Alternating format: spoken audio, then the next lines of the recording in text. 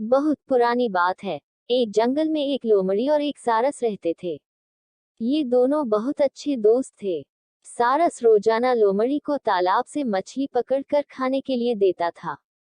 इस प्रकार दोनों की दोस्ती बहुत गहरी होती चली गई।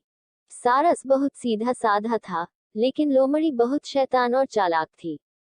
वह हमेशा दूसरों को परेशान किया करती थी। उसे दूसरों का अपमान करने और मजाक उड़ाने में बहुत मजा आता था। एक दिन उसने सोचा कि क्यों न एक बार सारस का भी अपमान किया जाए और उसका मजाक उड़ाया जाए। ऐसा सोचकर उसने सारस को दावत पर बुलाया। उसने जानबूझकर सूप एक प्लेट में परोसा। उसे पता था कि सारस प्लेट में से सूप को नहीं पी सकता। उसे सूप न पीता देख लोमड़ी मन ही मन बहुत खुश हुई और झूठी चिंता दिखाते हुए सारस से पूछने लगी कि क्या बात है मित्र, सूप पसंद नहीं आया क्या? सारस बोला, नहीं मित्र, ये तो बहुत स्वादिष्ट है।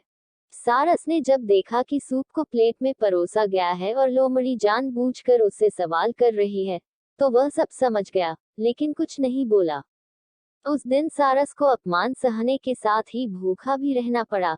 लेकिन जाते जाते सारस ने भी उसे अपने यहाँ दावत पर बुलाया और लोमड़ी दूसरे ही दिन सारस के घर दावत पर पहुंच गई। सारस ने भी दावत में सूप बनाया था और लोमड़ी के साथ लंबी चोंच वाले अन्य पक्षियों को भी बुलाया था। सारस ने सूप को सुराही में परोसा।